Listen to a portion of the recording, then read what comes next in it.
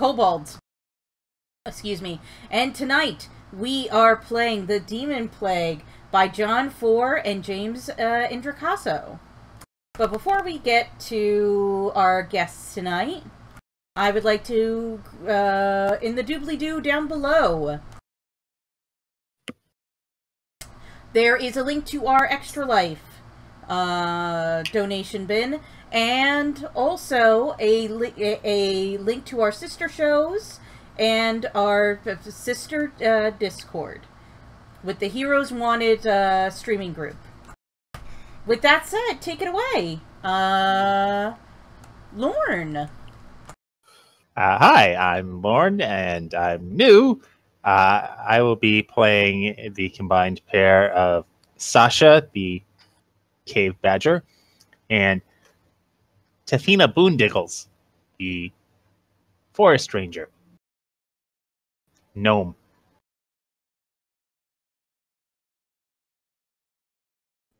I'm Patrick. I will be playing Arkady Renko, the Ghostwise Halfling Inquisitive Rogue. Hi everyone, I'm Tara. I'm playing Hecate, the Eldarin Grave Cleric. I'm Ian, and I'll be playing Kevin Hillman, the Drunken Monk. And I am Brendan, and I'll be playing Uthor Greypaw, the human druid. Thank you all for joining me this evening. Where we last left our heroes, they had just arrived in Tomar's Crossing, the last bastion of civilization after the meteor struck the Luna Valley. Over the past week or so, as you're traveling to Tomar's Crossing, you realize that the glacier that had once covered this valley had completely disappeared.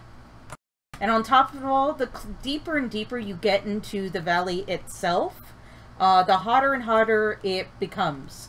It was sort of mid-fall going into winter, but now it feels like the height of summer, with no end in sight. You guys fought off the wildlife, discovered an ancient burial cairn with objects that appeared to be elven in nature with a star motif, but you couldn't figure out anything more. And you also came upon a band of refugees telling you of how dire things are in Tomar's Crossing. And that the food the massive amounts of food and supplies you have brought probably won't last as long as you guys think. But you enter Tomar's Crossing in almost, I'm going to say, noon time. And you, Arkady and Kevin, you do have your orders, along with Hecate. Arkady and Kevin, you're tasked by Stanislaw Severan, chief bureaucrat in Aprox, of handing out food to the refugees, and also supplies to the soldiers of Fort Icewind. Hecate, you also brought some food and supplies as well, and you were to touch base with the local matron of the Church of the Divines here in Tomar's Crossing, Matron Isperil. So, okay. What do you guys do? As we start crossing the bridge, do we see any signs of unrest or people? What does the environment feel like just as we're coming right into town? Everyone sort of stops and stares at you. At first a little shocked that they're actually getting visitors. But then they kind of see the fact that you're bringing all these reindeer and sleds and wagons and boats of supplies. And then some of them get this really relieved or really greedy or desperate look in their eyes. And they start watching you very intently, though no one approaches you just yet. I'm going to put a token down. Hello, hello, hi. Hello, ma'am, sir, hi. Hello, hi, hello. Oh, hello, sir, madam. Hello, enchanté. Hello, sir. Hello, hi, hi, hi. Intern. Hi. Hecate, you didn't happen to prepare silence today, did you? Unfortunately not. We'll have to put up with his blathering. I'm still going to be Summer.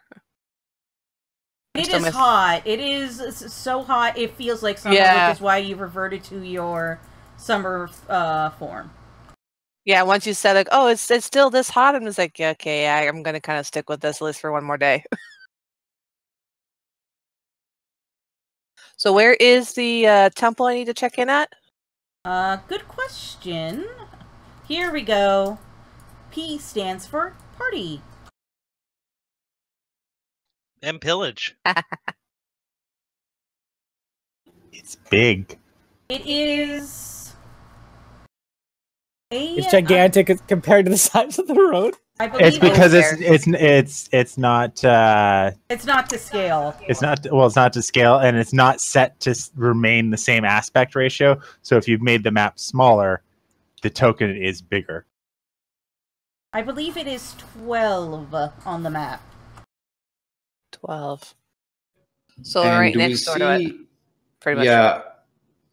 And I will just think aloud to Hecate that perhaps we should go to the church. They may well be able to aid us in preventing a riot from breaking out while we get to know the other leaders of the town. I feel so bad doing this as a player, but in character, I'm just going to kind of like snip at you and just like, yeah, of course that's what we're going to do. Where do you think I'm going? Summer's very aggressive. We also have to go to the fort, sirs. Yes. I just start walking towards the temple. As she says that, Uthor gets just sort of this, like, the Obama not bad look on his face. Why? What? Why do you have the Obama not bad look on your face? Uthor respected that. Oh, so it was like a nod of like, yeah.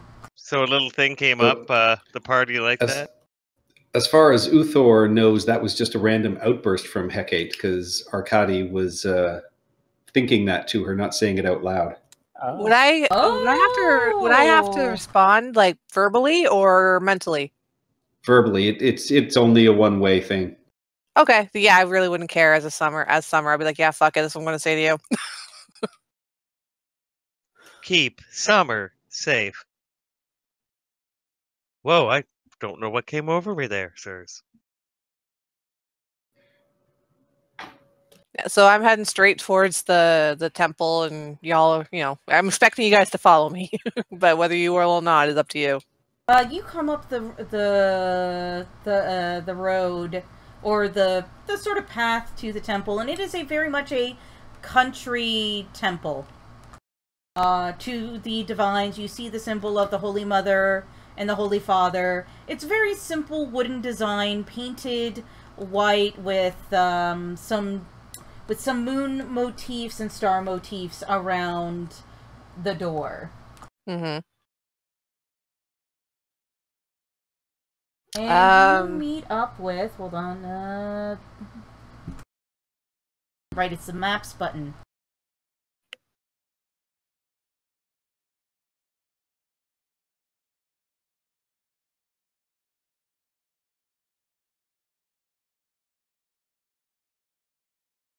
Okay. And you see a older woman dressed simply in church vestments, very simple, plain church vestments of the Holy Mother, and she's currently she's with two other people, and two other people who are very much also dressed in priest vestments, but much fancier make and of a different sect than what you are.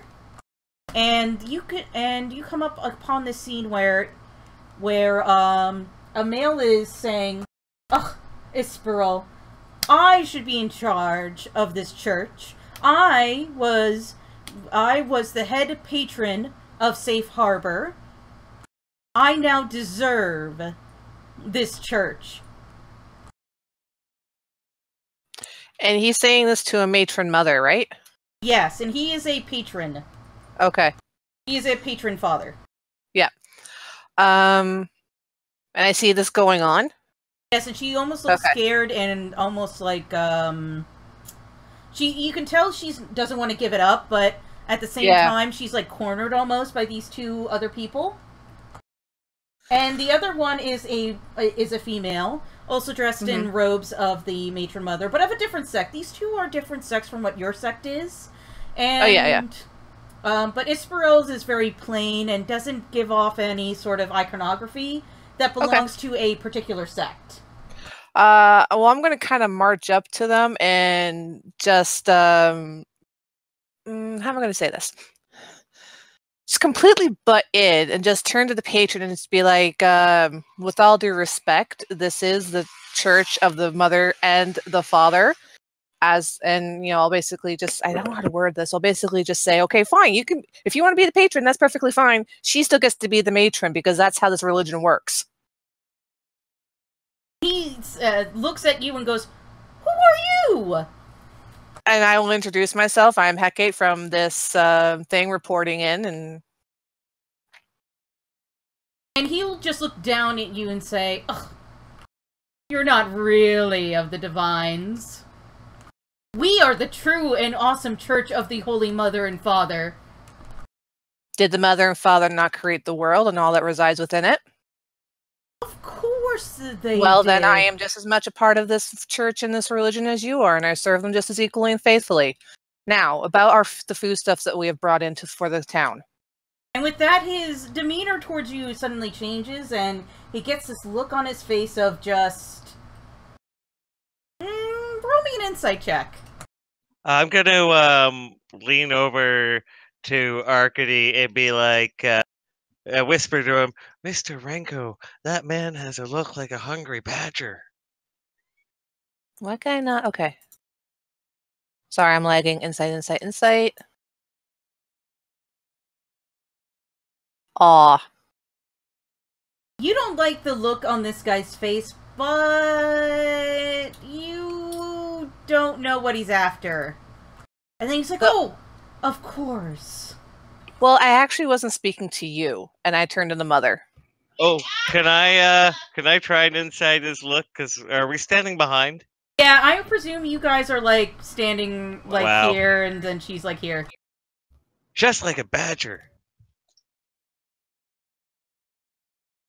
And I will turn to the mother, and I'll just be like, and I will nod respectfully to her, like, matron mother, this is your church still, and this is your town. We have brought aid to assist your people, and it looks like there will be some issues outside if we were just to park and hand it out willy-nilly. We are seeking your aid to prevent a riot within your streets. Oh, dear Anushka, are you know Anushka? I do. Oh, she got my message. Oh, blessings be upon the Mother, Holy Mother and Father. You are truly a blessing and a gift. I hope your journey wasn't too difficult. It was interesting. We have all, and I will turn around and include my compatriots behind me. We have all traveled a very long way after that cacophony in the sky to seek it out and see what we could do to help and to see what exactly caused it. It could have been worse. It also could have been better. Point is, we are here with aid, and we are intact, right? No one's really been hurt. No, you guys were able to defeat some dire wolves and actually have their pelts and meat. Cool, awesome. Yeah, so I relay that. I was like, a couple wolves, we're good. Oh dear, I've heard them howl the past few days. They are creatures of the Mother and Father, but they never came so close to town before. It was painful to slay creatures of the Mother and the Father, but we had to in order to preserve our lives and the aid we had brought. Could just get verbally, gently poking her, like, come on, let's move it. All right, please come in, sister. Are my companions welcome as well? Of course. Any friend of Anushka and yourself is a friend of mine. And with that, she will open the door to her very simple, very plain temple. And close the door in the face of the other two at priests. I will Yes. raise my hand up and put it onto Kevin's shoulder and just say, "We will stay with the goods." Righto, I- sir. Thank you, Arcady. Do your business. We will keep everything safe. Okay, I will follow the mother into the temple, into the chambers, and yes, I'm so glad she closed the door on those two bastards. She will go and say, "It was rude of me to do that, but ever since this calamity happened, the both of them have been bullying me and trying to take away my church. I know I'm only a matron here, and it's a very small church. And I'm not that high up in the rankings, only recently been brought into the bosom of the mother and father." But why does he even seek to usurp you anyway? The churches and the temples have always been led by a patron and a matron. Why can he not share the?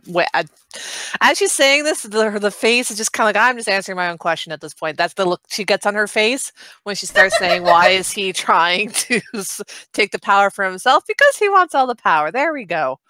Wow, you were given such a quick mind. You've already answered your own question.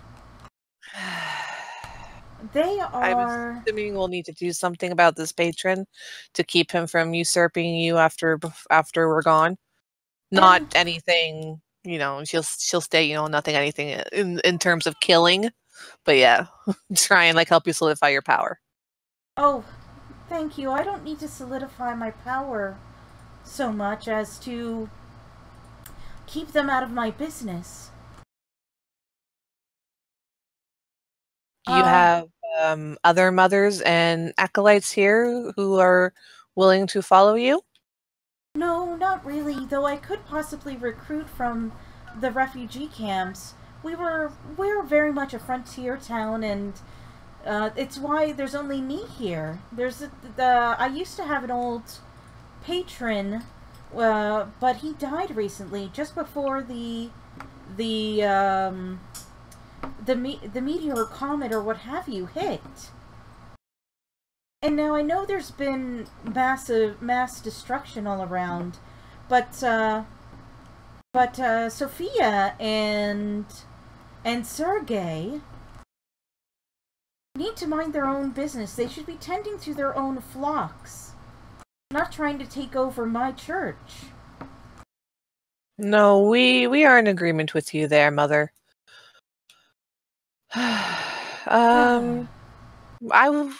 We will see, and she'll indicate, Heke will indicate herself, because I'm trying to remember to speak in the royal we. We will see what we can do to garner you aid among the refugees, as well as converts, I think is the word I'm looking for. But again, in the interim, we should discuss the distribution of these supplies and what exactly happened and with the comet.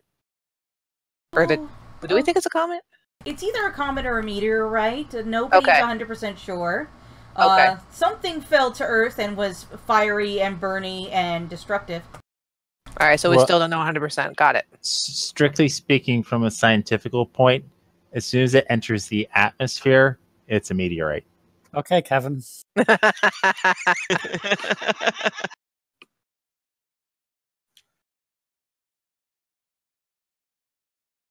Sure. Yeah. Oh, I'm very sorry, Hecate. Yes, Mother. This is my friend. Male. I'm male. He's one of our hunters that's been helping me protect the church. Please introduce yourself. Hi, I'm Tafina. Pleasure to meet you, sir. This is Sasha. With that, a gigantic cave badger comes. It's bigger than me, but it's still a medium creature.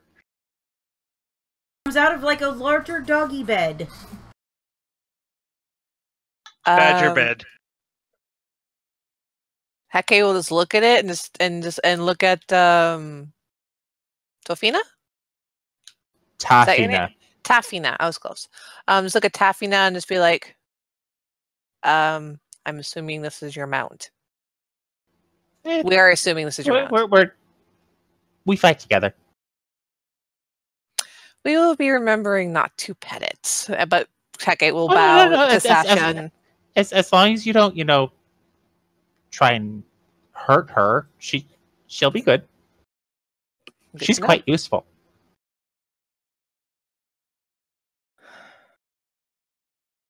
Good to know. I know Tafina since for a long time. He's one of the hunters here in Tomar's Crossing.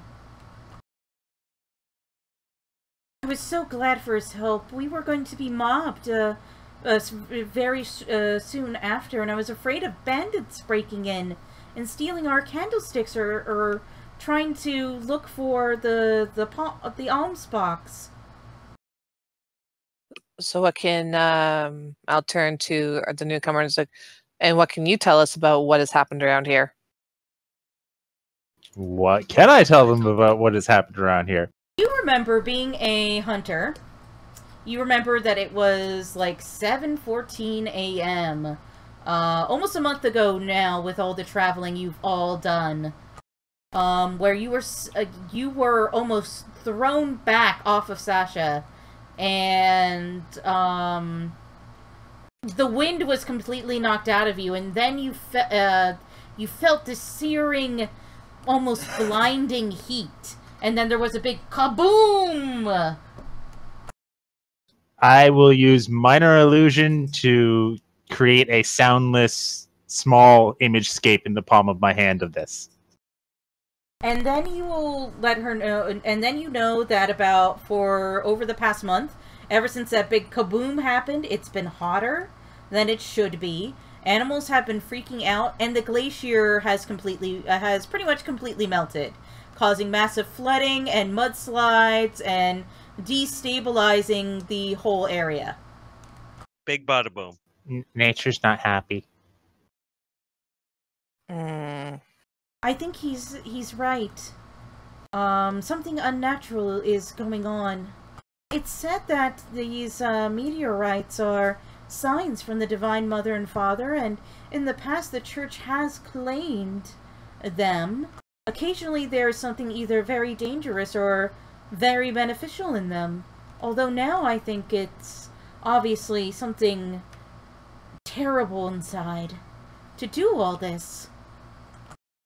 Well, that's one of the reasons why we have become mothers, to see if this is indeed a sign, and Hecate will kind of indicate the above of the divines, or if it is something more. How far away do we think that this thing happened? I'm not 100% sure. I even went all the way to the roof of my temple to try and find it. It's towards the west.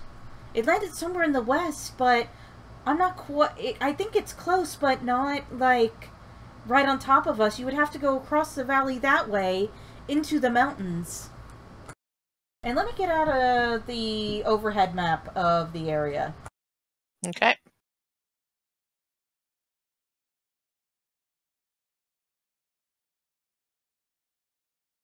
So she indicates it's somewhere in the Cold Peak Mountains. So we still got a bit to go. Okay. I know you were sent to investigate, but we could really use your hand here to help stabilize things. There's more than just starving people and the meteorite. What else is going on? People have been kidnapped, it seems. There are bandits about. And, there are bandits, there's great strife within the town. If there's an election coming up. There's an election here once every 3 years for town council. And pretty much the same 3 people always win. But now with all the refugees and everything, there's been a great debate over whether the refugees should be considered proper citizens, or they should and be allowed to vote or not, or whether we kick out the refugees or not. We're running low on food. We had a good harvest this season, but we only planned for our town plus a little extra. With Safe Harbor and Helmet and Fort Icewind all destroyed and all their food supplies with them. It's been an incredible strain on us. Caused a lot of animosity in the town. Well, we can resolve the food issue at least. Everything else, I'm not sure what we would be able to do. But we, and again, Hecate will indicate herself, will do our best to see things in this town set to rights before we leave. And she'll turn to her companions. Do any of you have questions for the matron? Is there anything you can think of that we have maybe forgotten or not thought of?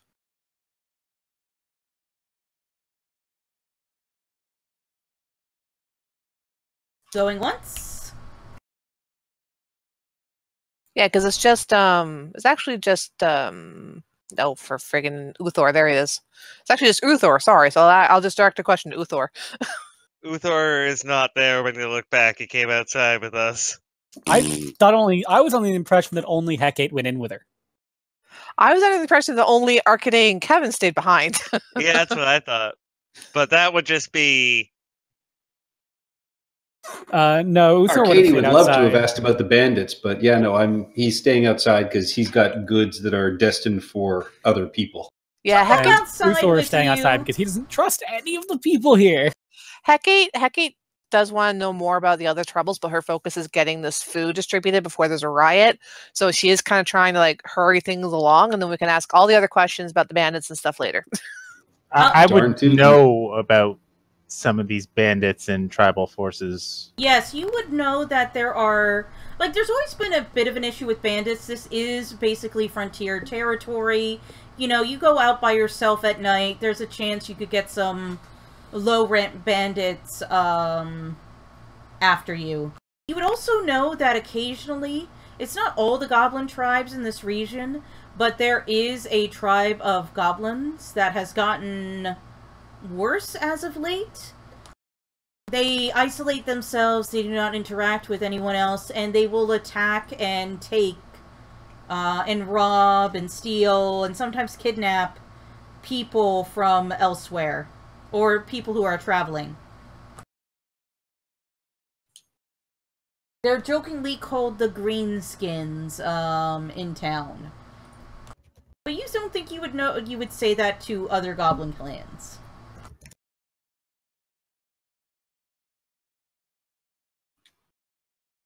And they also seem to have abilities that are slightly different than most other goblins you have interacted with. They're weird. All right, well, Hecate is going to start ushering the matron mother out while still asking her a couple of questions here and there about things. Let's get this food distributed. But she'll also just kind of like say quietly to her just as they're about to open the door. Again, matron, we will help where we can before we must leave. But if you must believe in yourself and the divines, and you will be able to retain your position here in your church, and do not let those, and she'll just kind of like glare at the door, others make you feel inferior or something that you are not. You are a strong woman. You are a kind woman. Never forget that, and never forget that your place is here serving the mother and the father. And she will actually have a tear come down her cheek with that, and she will hug you. Just trying to give her a little boost, you know. Don't let these assholes push you around, basically. Thank you. It's been a struggle this past month. I have contacts in the refugee camps. We can make sure the food gets distributed evenly.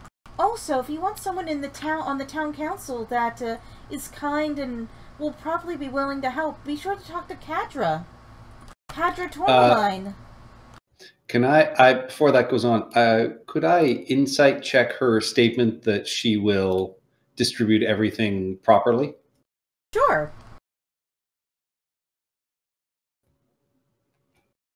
She's telling the truth.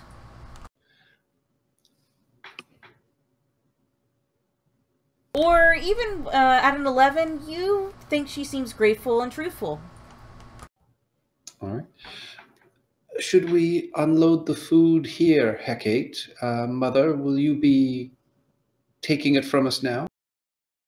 Oh, I think I know who you should talk to. Kadra has a good mind, and she's better at bigger picture sort of things.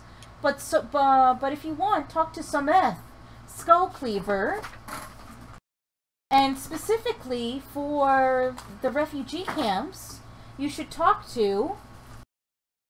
Here we go. Nibihin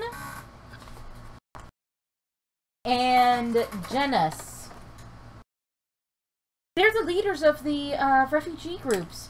However, I warn you, as a part of the refugees, there is a group of noblemen led by a... Oh, I really shouldn't say this. But a dandy who thinks he's lord of the manor again, and that we don't have civil rights. Watch out for that Kaduka. His people should be fed, but he will try and take all the supplies for himself because he is well-born.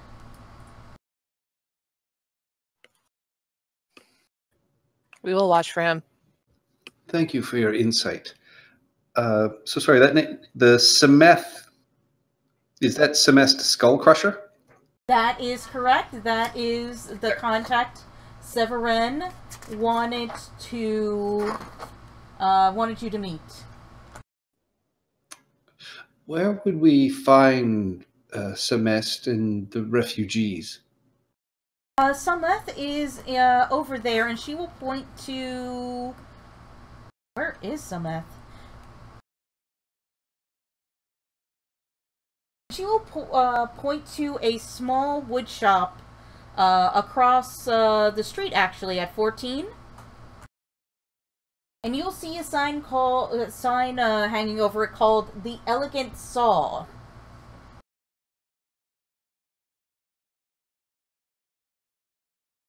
Him and his wife and all his sweet children are cute people. And the other two are... Sorry, just flipping through the book. Mm-hmm. So I'm just saying, sorry, I'm just flipping through the book. The Helmet and Sweetwater refugee camps are in 17.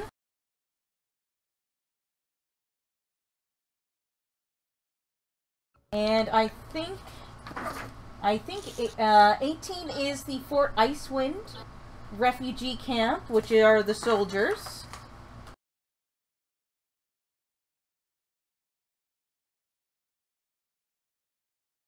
And 19 is the Safe Harbor refugee camp, which is where the nobles are. Okay, what do we want to do? Where do we want to go first? Well, oh wait, are we all back together? Yep, I think so. Well, my mama always said that you help the least of them first, right? Hecate is nodding in agreement, but this is, she'll defer to the group. Agreed. We should look after the refugees. How much do we have? You take a look over your stocks, and you also have instructions as well. There are separate orders for regular citizens versus Fort Icewind. And this would be specifically for Arcady and Kevin. Hecate, you just have food and you're supposed to distribute it to the citizens. Mm-hmm. But since Arcady and Kevin are members of the government, they have different rules for the army refugees versus the regular refugees. Yeah, so we'll separate that stuff out. And how do we want to distribute without causing undue excitement and or violence? As a part of your orders, you have very regimented per day requirements for the soldiers. They are to be given 1 pound of salted beef, some sort of salted meat or fish, which you have like salted pork, salted dried beef, potted beef, mammoth, mutton. You have all that.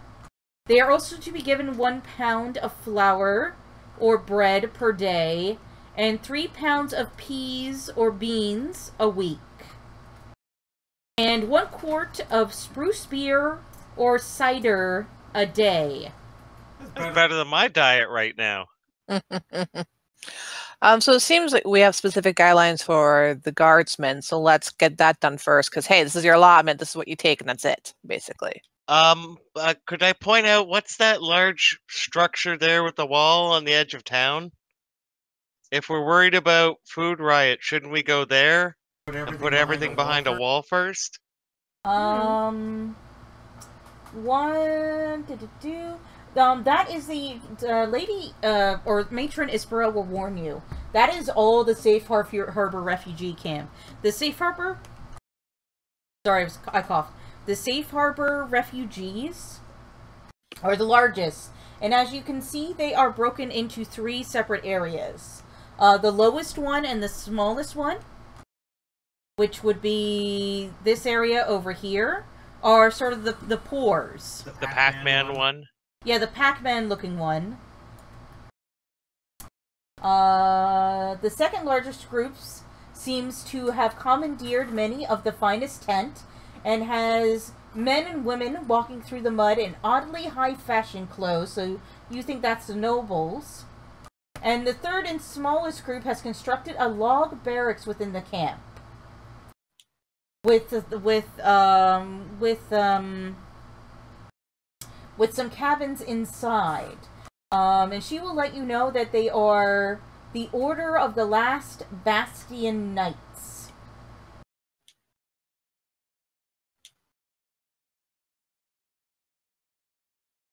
They kind of sound pretentious. Yeah. She will sort of agree. She's like, it doesn't mean they are pretentious, but that doesn't mean they aren't skilled. They're not part of the regular army, but they did leave most of the people out safely from Safe Harbor when it was completely flooded. They're one of the more organized groups here.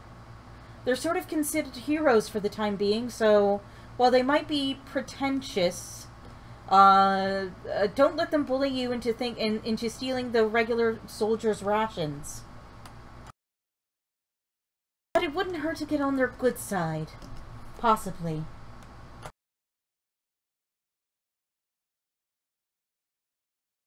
Well, I know how to deal with rich people, sirs. Do whatever they want. That never bodes well for those doing the whatever they want. Yeah, that's always been a bad idea in my book. I don't know. It might have kept me in the capital. Anyway, let's start distributing everything out. Perhaps if we do start with the military of the Fort Icewind, they may be able to provide some protection just to keep everybody else in line, so we don't cause panic. That might be a good idea.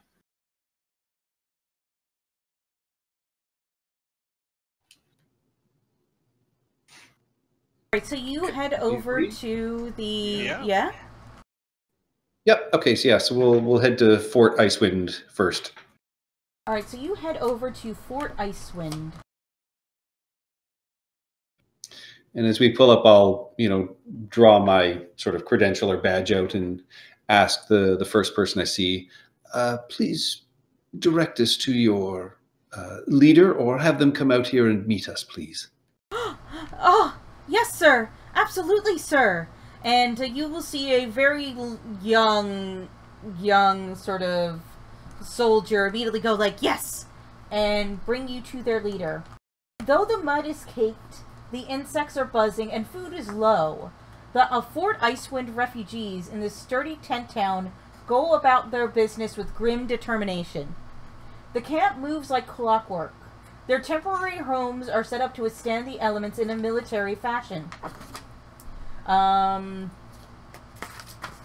Everything appears to be set up according to some grand plan. Living tents in one place, community spaces in another, and latrines off to the side, and graves beyond that.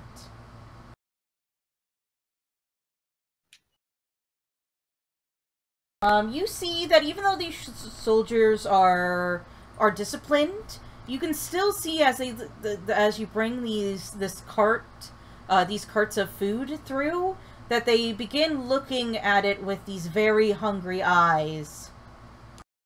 And only their discipline is keeping you from descending upon your cart.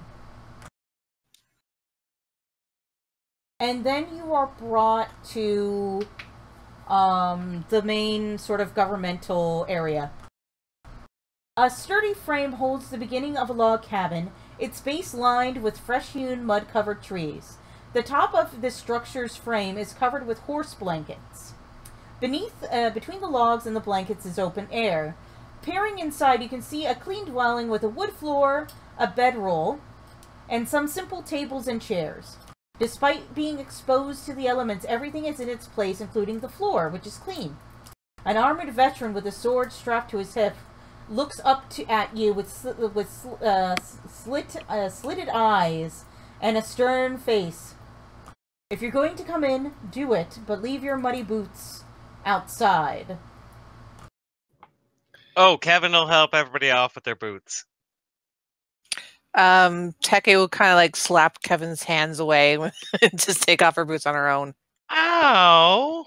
Not harshly, like not like actually like hurt him, but it's like no, stop, like little smack, like telling a child not to touch something. And with that, he will kind of, even though he has this grim, determined face upon him, he'll actually crack a bit of a smile at that. And Arkady will take off his shoes, step inside, and duck his head and just say, "Hail and well met. I am Investigator Arkady Renko. I'm from the capital. I bring you goods on behalf of King Bion and Stanislaus Severin. Allow me to introduce my associate. This is Kevin Hillman, and then the other members of our group, Uthor, Hecate," and I will look at this other person. "I'm sorry, we haven't met." I'm Tafina Boondoggle. And Tafina Boondoggle. And this is At your Sasha. service. Yes, Tafina. I believe we've met each other once or twice before, when you were selling some, pelts of yours. Am I correct? Yeah. We bring you meats, some vegetables, flour, and some cider and beer for your men. Oh. How many men do you have left? Far fewer than I'd hope. That damn comet or meteorite or whatever blasted thing caused so much chaos. I lost a couple troops of my men just to mudslides and quicksand. Indeed, we faced some of it on our journey here, but hopefully what meager amount we were able to bring with us will soon be supplemented by more. But how do you think it best that we distribute to your men without causing too much fuss or furor? Well, tonight I think we'll have a bit of a celebration and a proper meal for a change. Maybe give a double ration of the spruce beer. No vodka or anything hard, of course. Sadly, we didn't bring vodka, just some cider and some of the spruce beer. Wise. Very wise. I think if I started handing out vodka to my soldiers, they'd finally give in to their darker side. Vodka, being clear, really does show some of the soul. Matt, I also entreat upon you for your men to aid us as we distribute some food to the other refugees. my colleague Hecate here has food to distribute to them, and we'd like it to go in an orderly manner. Of course. And he'll bow to you and say, Mother?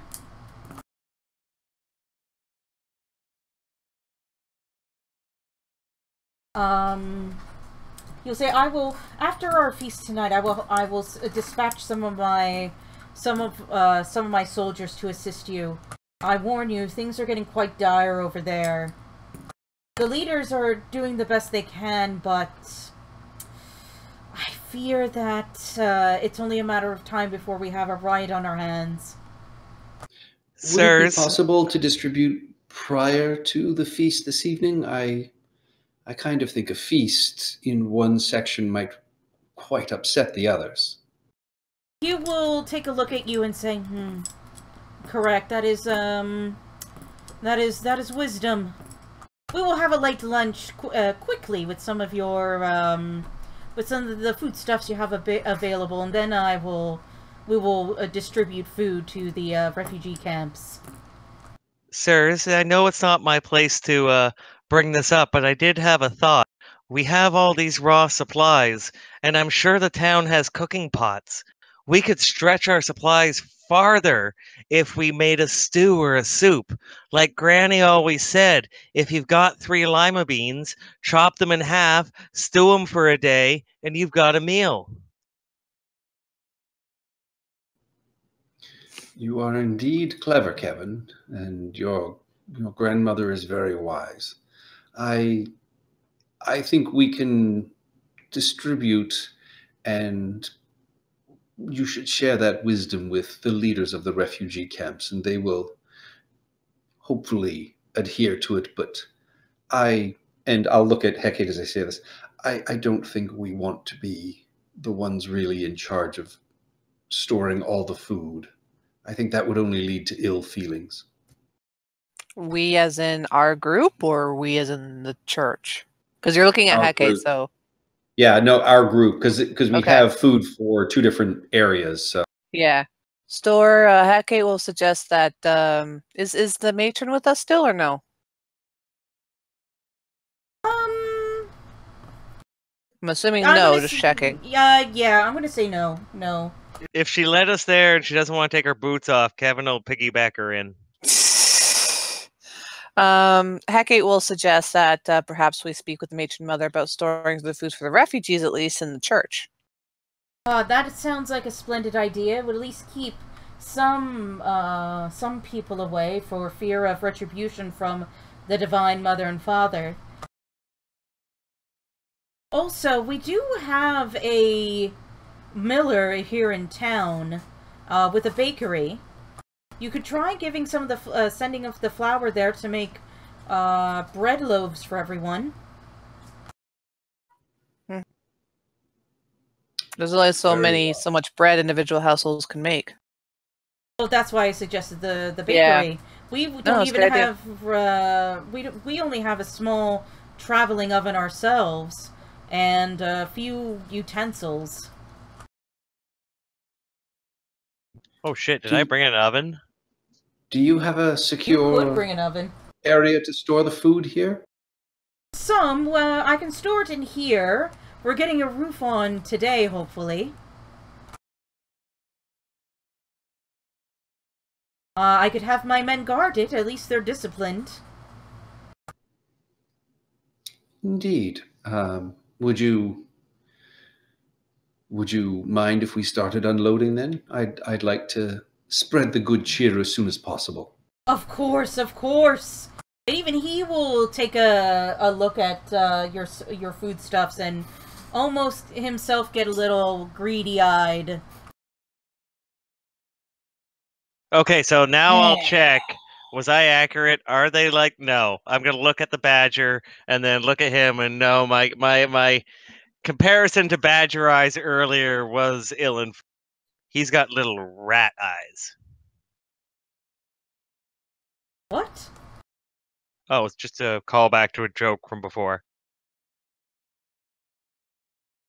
I see. Man, I can't read this guy either. Ooh, I want to. Why would you need to read him? He's a person. Because I'm Can I try? Go right because ahead. I'm giving him potential foodstuffs. Both Tafina and Kevin, you think he is honest. He is a soldier through and through. However, being a soldier through and through, if push comes to shove, he might value the lives of his men over commoners for the greater good. I meant more about him. He's looking hungrily at the supplies, right? You could tell that times have been tough even on him, and he is a fort commander. I will sidle up next to him and quietly say, "This is for you, sir," and I will put one of my rations into his hand. Oh, you are too kind, young Kevin, cadet. sir. Kevin? What's your last name, boy? Hillman, sir. Page for the bureaucracy. You will do the nation a world of good with your intelligence and kindness, and he will take a big hearty bite out of your ration. This ration is mostly like hardtack and maybe a bit of it's mostly hardtack and jerky, but he still like just chomps down on it with just this smile on his face that is the face of a very hungry man who's finally been given something of sustenance. All right. You're welcome, yum. sir. Don't mention it. I'll keep you in mind.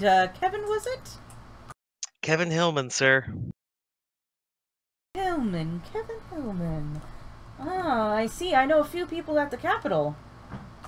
Could put in a good word for you.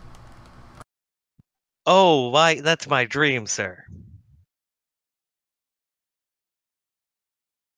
Are we all privy to this conversation? No, you guys are busy unloading army rations. You find not only salt beef, salt pork, salt fish, heavily salted everything. You find a couple sacks of flour. You also find some rice, some beans, some peas, eggs preserved in raw eggs preserved in lime water, and what is called portable soup, which is broth that has been exceptionally made into almost like a demi-glaze and gelatinized, that has then been dried, and then you can add it to a bit of water, and it's like ancient instant soup. Would I be able to nip back over to the temple while they're distributing the military stuff, or is that too far away? I'm going to say yes. You can nip it back over there. Okay, so I'll leave word of where I'm going, and that I'm going to, while they're doing that, I'll nip over now and speak to the matron about storing the words. I can't talk tonight. The refugee supplies in the temple. And she'll say, "Oh, of course, but keep it on the down low. I don't want. I try and house as many people indoors as I can, especially the children. But I don't want thieves running about. I'm already worried enough for them. If maybe he could send a guard or two over, just so I can have some rest." We will speak with him about that, and then she'll nip back over and have that conversation. Blessings upon you, child. And with that, I have to run to the ladies' room, and it's a good spot to take a quick break. Alrighty.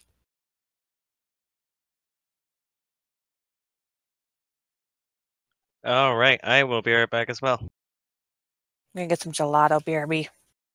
Oh, I should have taken good berry. I have good berry prepared. So, Okay, good. if anyone else has heard of Farm Boy, they have awesome gelato. It's My like cookies my and cream, strawberry cheesecake. Oh, yeah. No, Farm Boy is amazing, and I know this because my soon-to-be sister-in-law works at one of the ones in Ottawa as a manager of some sort. cool. Anyway, BRB. Yeah.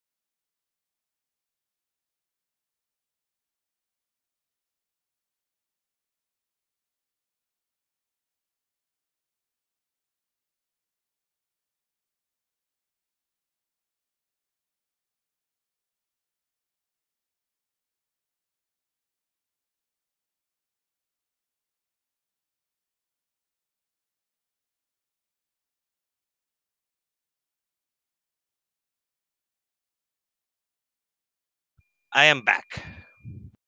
I thought you were Kevin. I am Kevin Backman. Oh, wait, no, that's Randy Backman. That's the joke I was going for.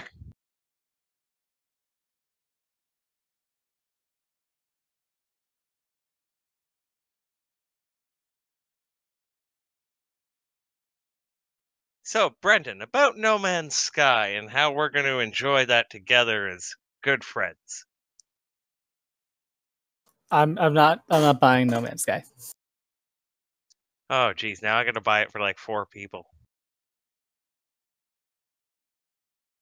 I just started a new Fallout New Vegas campaign, so that's what I'm flying. What's your planned outcome? But you could, I have a character that looks like Abe Lincoln, and I'm playing a character. He is named America.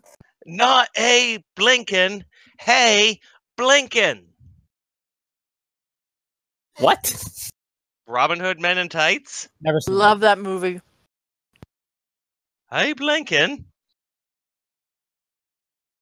Not Yeah. Abe Lincoln. Hey, Blinken. Love that. Love that. He's black? When I watched that as an adult, I was shocked that it was Chappelle. White men can't jump. I know, me too, right? I was surprised too. Well, it's like I didn't realize that in Jay and Silent Bob Strike Back, when they meet the other drug dealers in the drug dealer union, that's Tracy Morgan. Wait, I the didn't realize drug that dealers either. union? And the nun is Carrie Fisher. I was today years old and I realized that.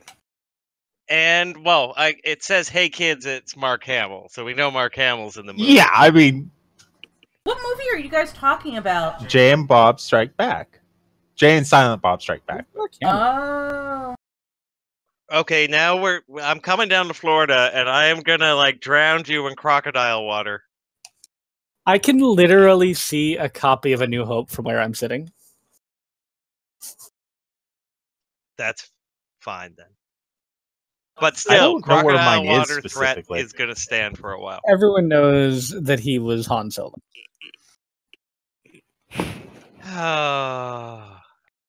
Well, didn't he play Bane? He was the played voice of Bane. Batman. No, he was the He voice was of Bane. Or Joker, and rather. Superman. No, he's the trickster. No, he was the Riddler. He was the best Joker that has ever existed. That is what's a 100% Joker? true. Is But that- he also played the trickster, which made it really interesting in one episode He where played it was the trickster in the '90s series, and then he played him again in the new Flash. Is that like a rip and he played him in the animated. Ironically, the trickster, him playing the trickster in the '90s Flash series, got him the job as the Joker in the Batman the Animated Series, which got him the job as the trickster in no. the Flash series. But it's funnier because in one of the newer DC animation short things that they have out, there's an episode where there's Mark Hamill, who's been kidnapped by the trickster and the Joker working together. And Mark Hamill fouls it up because he uses ventriloquism and mimicry to basically insult the Joker and the trickster using each other's voices. Of course, it's Mark Hamill doing all the voices. It was so Mark amazing. Hamill's a bard. We knew that. He's a bard with the actor feat, which is what Ezekiel's going to be.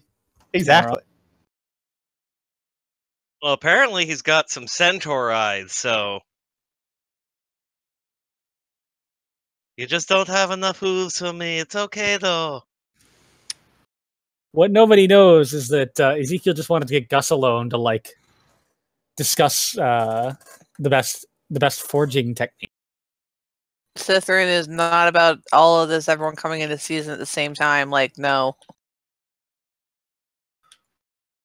Are we all back? Okay. Well, wait, is Patrick back?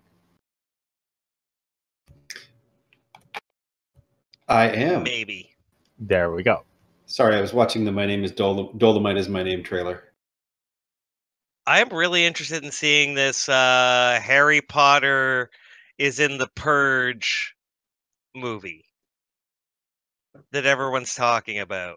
Like the Harry Potter universe, or the actor who played Harry Potter? The actor. His name is Purge in the Harry Daniel Potter is Radcliffe. Yeah, the Radcliffe one where he's like a random guy who gets sucked into a purge type battle royale. So that he like has to Morty in survive. that episode of Rick and Morty. Yeah, kinda. Yeah, okay, so Daniel Radcliffe is Morty, I could see that.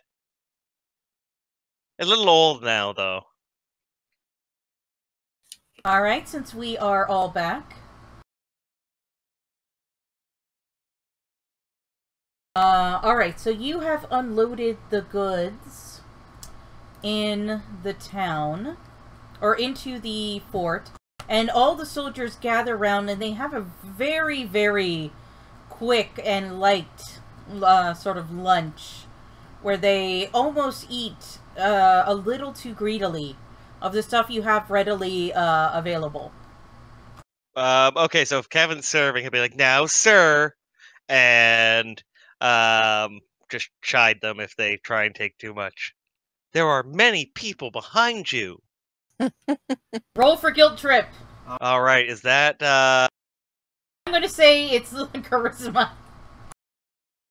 is that persuasion? I'm Or trying to persuade. persuasion. Yeah. I'm not trying to be mean. Are you physically capable of being mean? I'll have you know, there was a very difficult squash the other day, and I stood up to it. Oh, and here's I forgot to bring him up. Here's the commander of Fort Icewind. Yeah, I've probably been spending this whole time just making sure that Sasha is not being looked at with hungry eyes. Oh, she isn't. They look for a second, and it's like, oh crap, a badger. An armored badger. Yeah, I would not worry about Sasha in the least. She gets cornered, she will get fierce. She can put out more damage than I can at the moment. Is it a honey badger? Can we make it a honey badger? It's a cave badger. A honey cave badger? A cave Honey badger. ca- Yeah, a Yes. cave honey badger. Honey badgers are so fierce and awesome. You're a cave honey badger. Done. Does it look more like an American badger or a European badger? An African. Honey badger doesn't give a It's a fuck. honey badger. Honey badger will just fuck you up. All right. So you are now bringing over some of the supply. Oh wait. We all die. No, you don't all die. I am far from that mean. There were two asteroids. No, they're. You are torn limb from limb by refugees and eaten as a delicious evening snack. Oh, so it's the Black Hawk Down version of our game. I mean, that would be a very quick campaign. Well, no, they have to go back for the guys after the movie. They didn't even finish it in the movie. What do you mean they Anywho. didn't finish it in the movie? It ends with them saying, "We never leave a man behind," while a man is left behind. Oh, with that, the leader, Huberg, will say, "Go over to the fire and grind. That's the miller and bakery. There's been no flour for a few days now, so I assume old Flem will like the work." Where is that? That is on our handy-dandy map, number 13.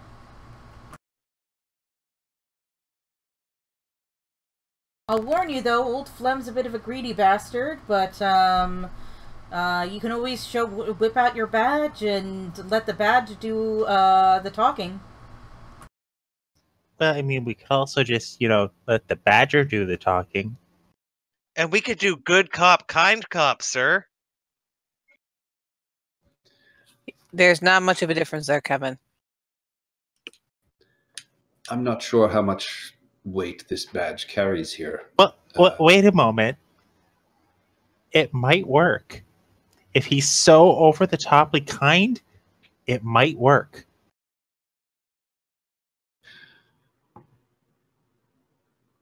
it would just become so annoying.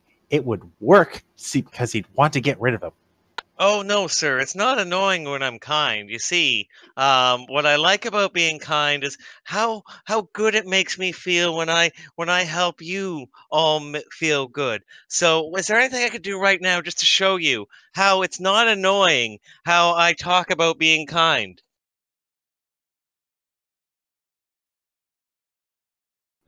I will ask the commander.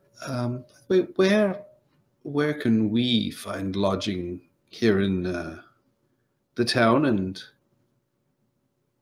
is there actually anywhere available that you would know of? Well, he'll scratch his head. I mean, you could probably come back with me. Yes, there is the church.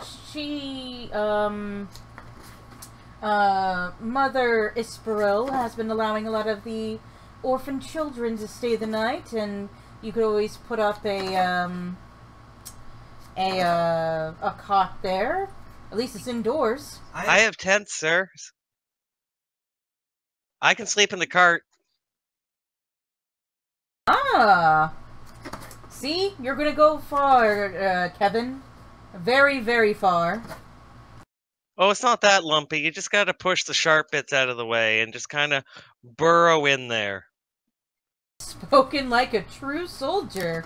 Why don't you quit the bureaucracy and become a soldier with me? Oh, I couldn't leave Mr. Renko alone, sir. No, not at all. Abandon my post? Never. Well, I'm sure Mr. Renko here, or Inspector Renko, forgive me, can do just fine. There is the wary traveler. I hope she still has rooms available. I'll warn you, she's allowed the, like Mother Isparel, she's allowed a load of refugees to sleep in her common room for free for during the night.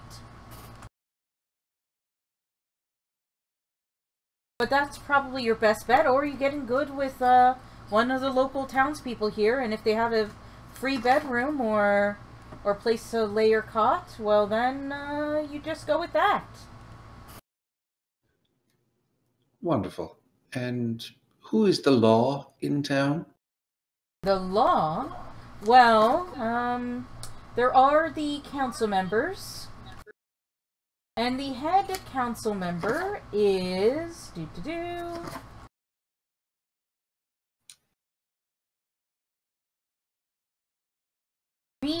Bialian Viadas. He's been burgomaster for, untold number of years now. Bit of a sour fellow. I don't know how he keeps on getting re-elected, honestly. Everyone votes for a dictator. And he will slap you on the back. I suppose that's true.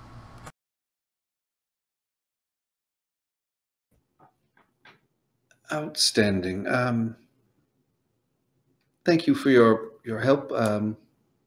Now that your men have fed, would it be possible to borrow a couple of them so we can allow Hecate to distribute food to the refugees?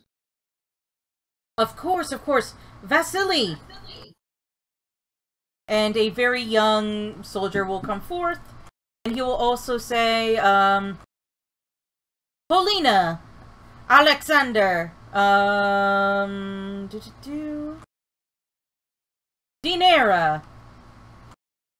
Come and help the inspector hand out food, and the matron over here hand out food to the other refugee camps. Make sure things are evenly spread. They have done us a good service with bringing us our rations first.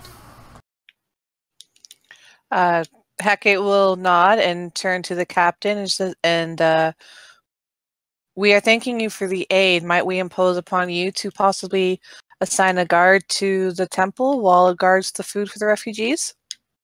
Oh, of course, of course. I'll send one of my juniors out there every night. You know what? It makes sense. Too many bandits about, too many hungry people desperate. Do you know where the bandits are? That is something else that we have been tasked with handling. Ah, I can tell you that all night tonight over dinner. Wonderful. While they're distributing food to the refugees, I'll grab Kevin and we'll go drop off some of the flour to the baker and let him know that there is more flour available as long as he does the right thing, providing bread for as many people as he can. And I will also quietly pass a few rations on to him on the way out so he won't be tempted to. I bought 45 of these. I am nowhere near done. I'll let the matron know that she has her guard. Oh, thank you. Thank you, sister.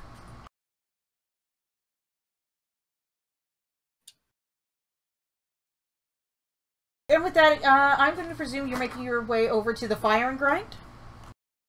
Mm-hmm. I assume we are. Before you stands that the... makes sense. Before you stands the largest, sturdiest building left in all of Tomar's Crossing. You are at the very top of the hill. A huge log cabin is connected to an even larger windmill. The sign over the entrance to the cabin reads, Fire and Grind, Miller and Bakery. Harsh winds blowing over the top of the hill should be turning the mill's blaze and blowing the scent of baking all over the village. Instead, the mill's blades are locked down, creaking in the wind. The only scent the wind carries is that of a cold oven. As you enter the small bakery, the effects of the disaster are evident. The cold stone floor leads to an empty oven and embers burning in the hearth. Along the wall, bare counters don't even show the crumbs of once delicious baked goods that filled this room. There's one door to the left leading into the mill, and another to the right leading further into the cabin. Sitting near the oven is a pale young woman in her late 20s, her eyes red and puffy from crying. She stands, straightening the pristine apron over her simple yellow flower dress. She meekly begins, I'm sorry, but... At the moment a door opens on your left, a portly middle-aged man with a dour expression wanders in, scratching his belly. 3 children, 2 boys and 1 girl, trail him. The boys are rotund twins who appear to be 6 years old, and the girl is smaller, maybe 3 years younger. The man stops and pauses for a moment as he enters the room and sizes you up. He breaks into a smile and says, Children, go into the house with your mother. I have business with these folks. Yes, Papa. And the children and the women replies the exit to their right. Did one of them have a sailor's hat on and overalls that always fall off? Sure. Yes, Papa. And the woman is the one who was crying? Yes. I will show you a picture in a second.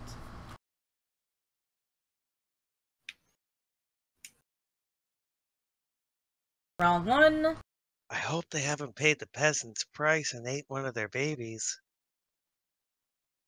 Messa? Over here was the woman who was crying. And this is, you presume to be her husband, Phlegm. Well, he's not missing out on food, is he? Unless that's bloated from missing out on too much food. You want to roll an insight check? Wouldn't that be medicine? Or medicine check? Sure. Should have been insight, because I actually would have had a good... Oh, I got +3 to medicine.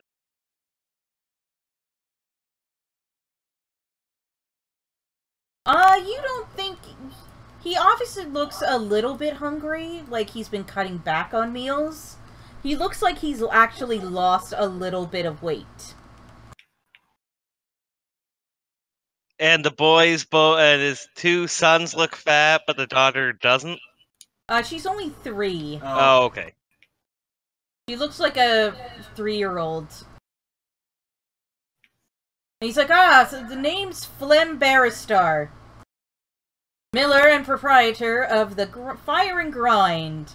Not sure what I can do for your folks, considering there's no food. Kevin will fall over backwards with the 3 big sacks of flour he's carrying. Is that flour? Indeed, we are, and Arcady will take out sort of his badge.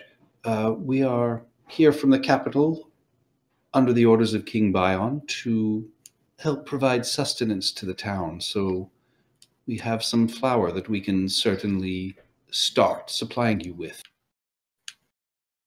Hold on. Oh, so are you just going to give it to me and then I can sell it? Not to sell it. We are hoping you would be able to bake it and prepare it for the town. You will be compensated for it and certainly be allowed to have some for you and your family. But it is not here for you simply to profit off of. This is a gift from the king. All right. A gift from the king, huh? So, And I will place 5 gold on the counter and just say, this should compensate you for your work and the bread that was to be produced, as well as providing loaves for you and your family. Well, with the consideration of the loaves for my family. Sir, if you could excuse me for a moment, I'll go get the rest of the sacks, and Kevin will disappear out. Oh, And- there's more than these 3?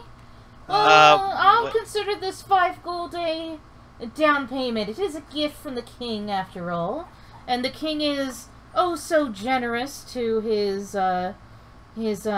children, or the children of Hykos, correct?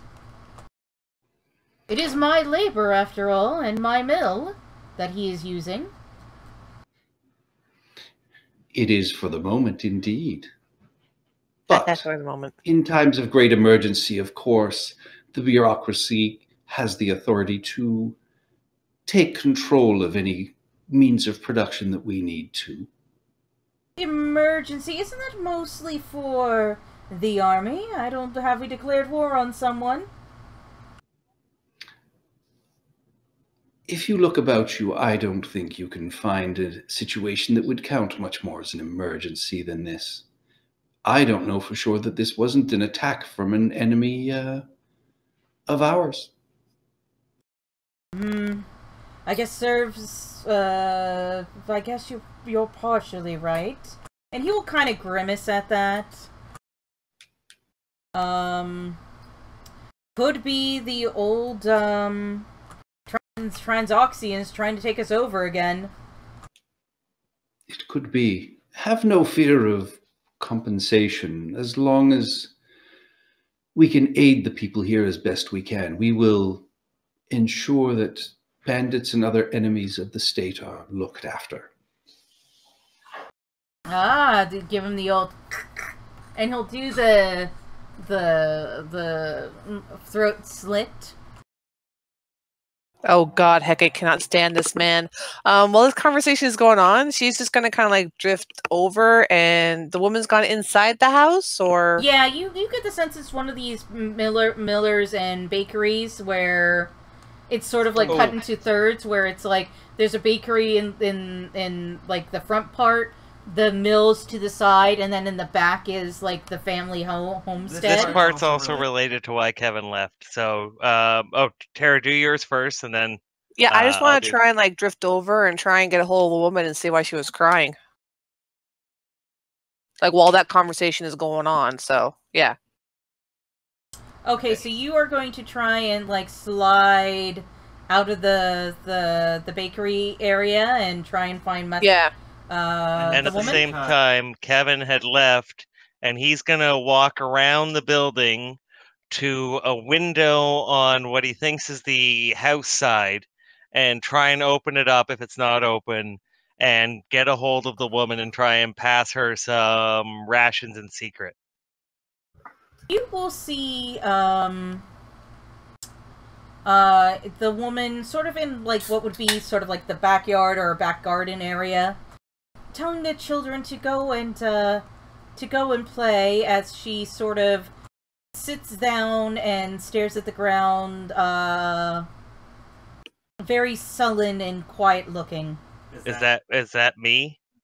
Did I find her or Tara find? I'm going to say you both find her at like the same time. You almost come across each other and go like, "You!" Yeah, I will turn to the woman and I will be just, mistress, what brings you such sorrow? Oh, it's nothing. It, it, uh, it,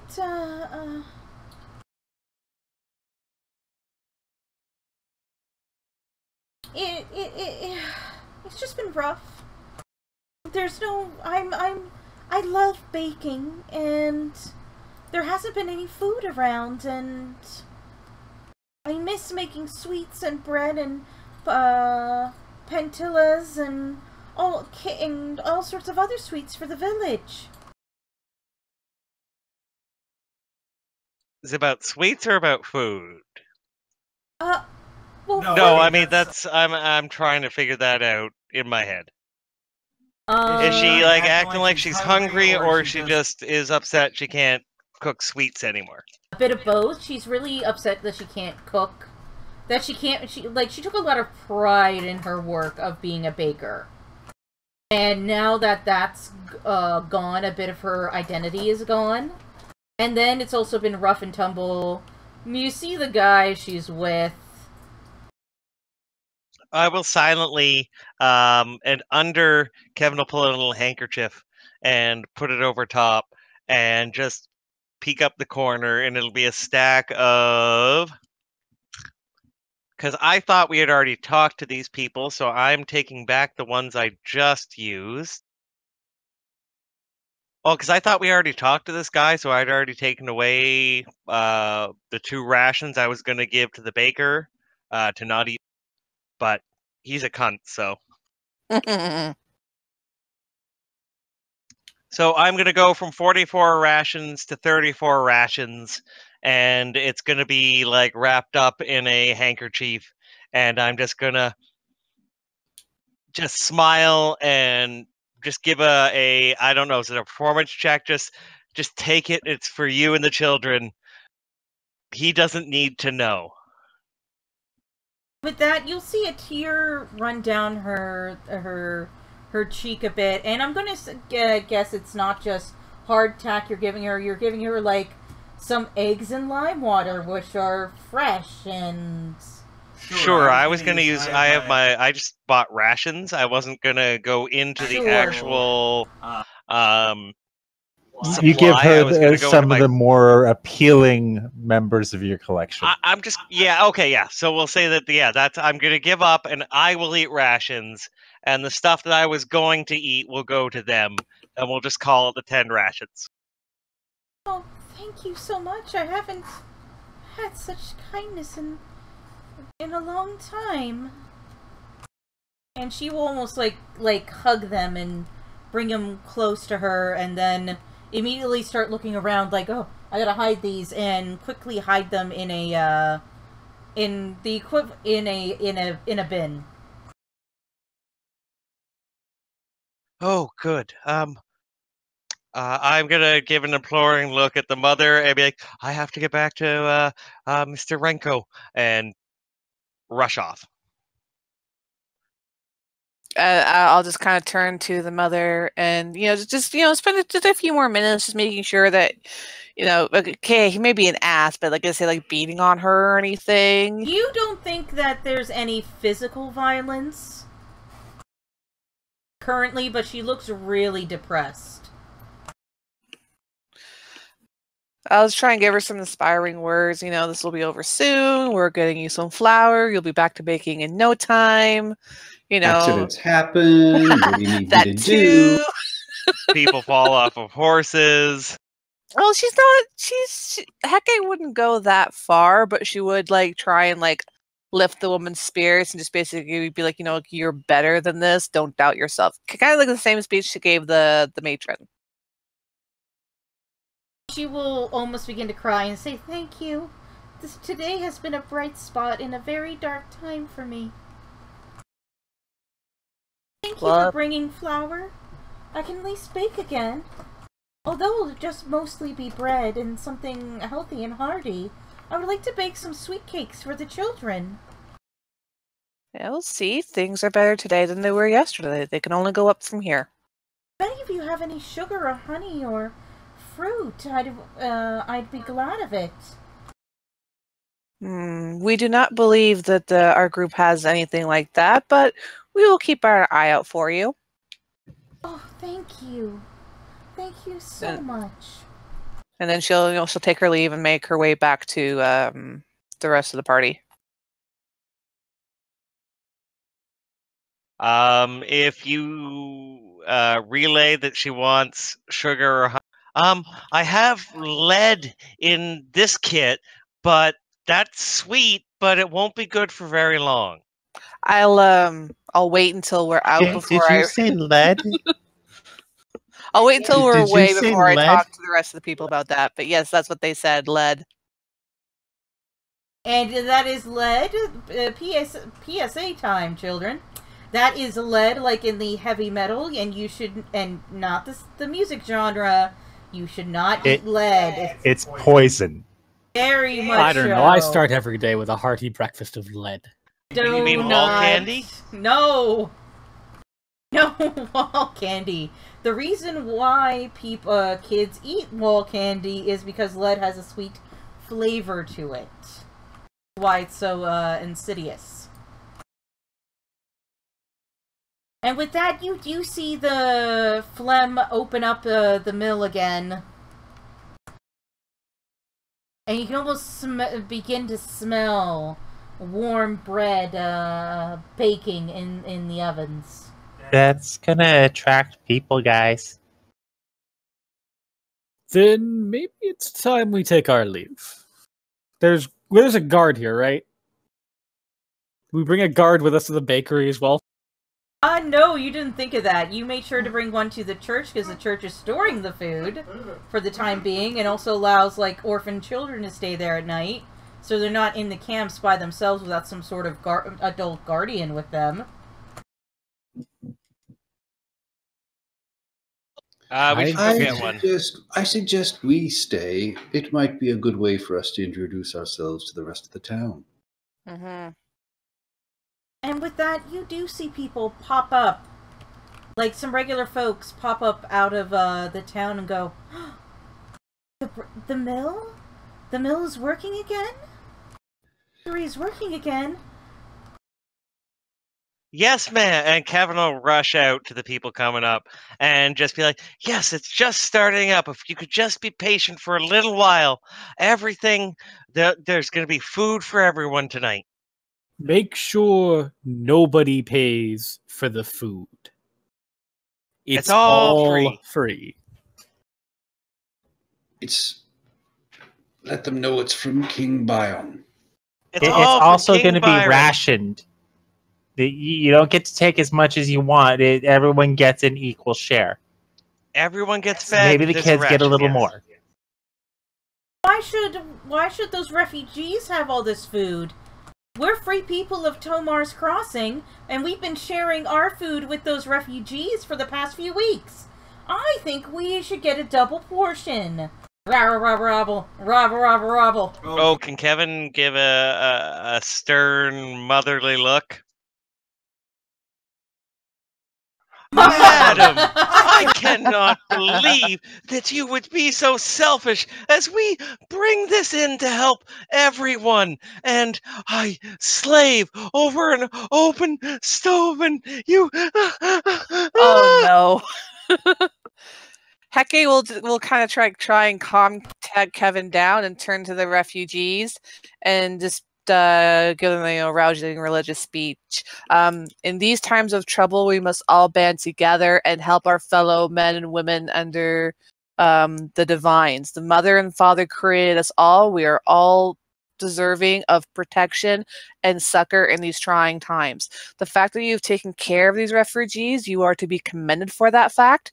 Do not undo your good deeds of the past with your greed of the future. Inspiration. That's really good. And with that, Matron Ispra will actually come out and say, "These are all a gift from the monastery over yonder." We gotta think of a name for your monastery. Yeah, I'll figure it out for next time. Monas Terry. Inspiration check. Yay.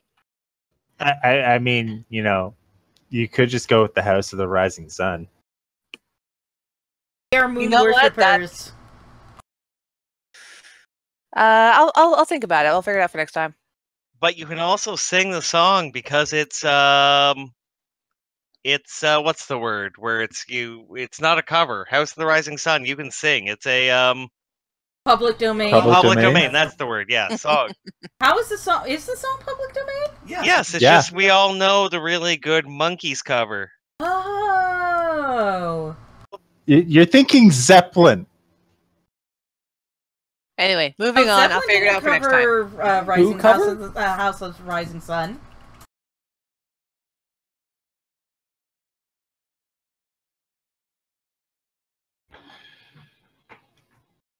No, I'm pretty sure it was the Monkeys. It was the Animals. Fuck you all. Oh, it was the Animals. Okay, yeah, the I was Animals. close. All right. I don't know who any of these bands are. Like They I'm were so before old. any of our times. Like this song was released in the late 50s, I want to And say. it was a folk 58? song even then. They didn't even have the rights to it when they sang it. 64. 64, okay. 1964. My mother was 3 years old, and her first memory was formed when JFK was assassinated. And she was My forced father to was a fight for teenager. souls. Holy shit, my father was a teenager. Yeah, that's why he likes that song so much. Oh, my dad was a teenager. Oh, wait, no, my dad was... your 53. dad My was dad like- was in grade 8. Your dad was like 8. No, my dad was 11. Whatever. Either way.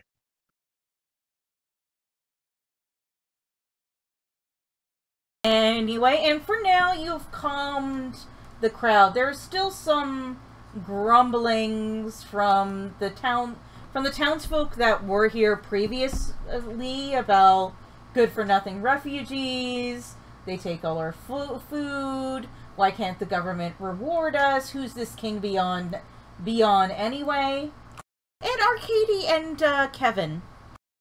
You'll notice If they keep up with the grumbling for too much longer, Hecate will start browbeating them and do a religious "you ungrateful bastard" speech. it's just a wee We bit are of given like 2 hands. Use one of them to raise the others up. There you go. Besides, this came from the military, not the refugees. They could keep it all from you. Thank you, Arcady. And Arcady and Kevin, you notice as you are bringing in all these sacks of flour in, you notice that there is a seal on all the flour bags. It is the seal of House Grey. House Grey is infamous for the current Archduke of House Grey is Archduke Theo. Hold on, notes. This is what happens when you write a very complicated backstory. Theodose Grey, the Duke of Hythe. He is rather infamous for carrying on a affair with the aunt of the current king. I don't want to say anything bad about anybody, sir, but isn't this the seal of the Cheating bastard. and I don't like to say it. The AFF. You would also know that this actually caused a lot of strife in the church and a lot of schisming and fractionalism because he was carrying on this affair. But, him and his wife had an arranged marriage. It wasn't like a love match or anything. A lot of nobles do have, if they were forced into a marriage.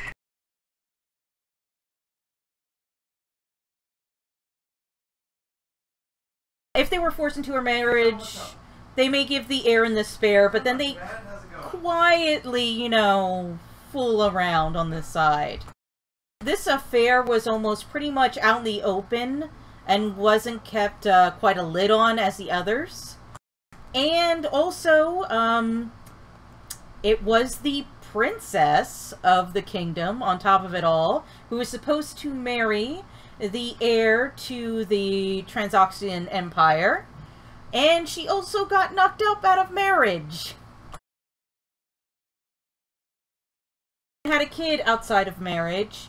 This led to a major divorce. It was the sort of Prince Charles and Diana of their day sort of situation.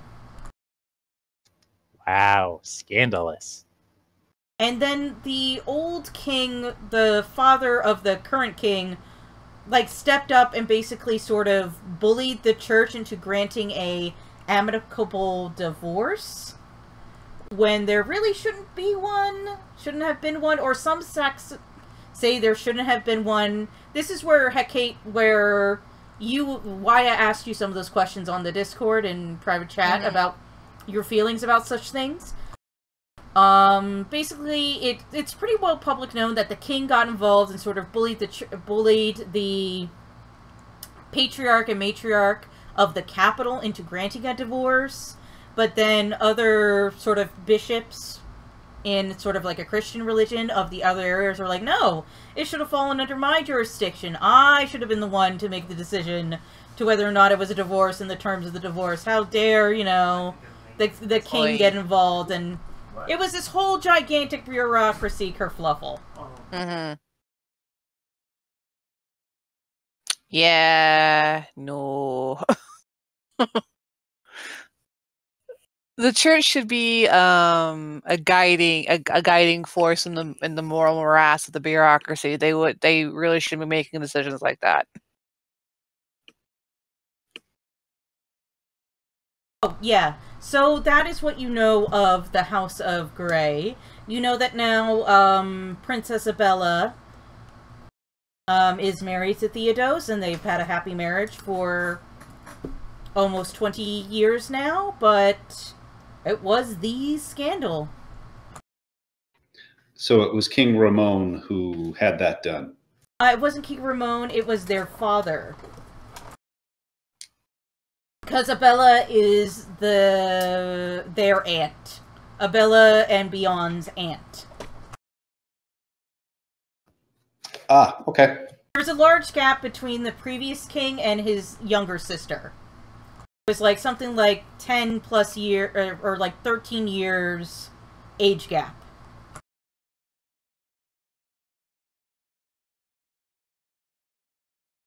So you're just sort of, why is House Grey donating all of this food?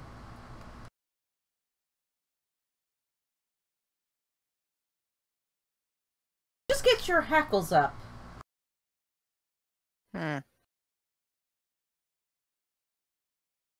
Alright, so now that the bread is breaking, and you've dispersed a small, grumbling crowd, do you go over to the regular refugee camp and start handing out some non-bread related food and supplies? Yeah, if we've got nowhere else, we gotta to drop anything off to. Well, your initial plan was to go here first, because right over here with the large one, you have the nobles over here, you have the commoners over here, and then you have these Bastion knights. Now, your orders were to distribute food to everyone, but,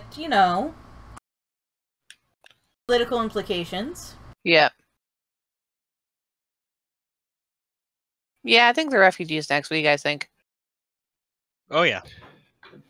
Can we split what we have left so we can split it evenly between the three camps?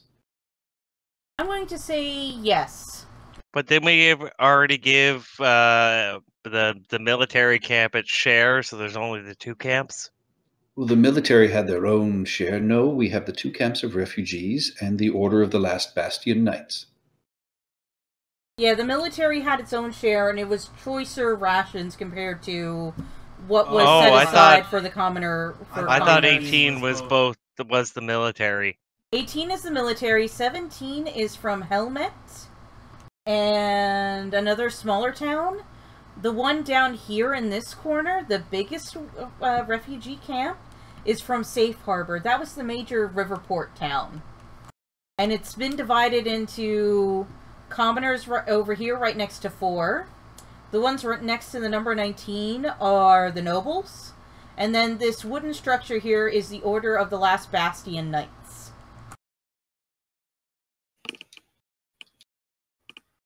Does that make sense? Yep. Okay. I should figure out how to write on these maps. Alright, so you come to...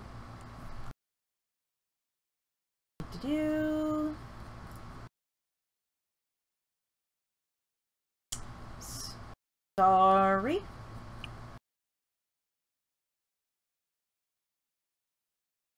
Scrolling. Alright, so this is for...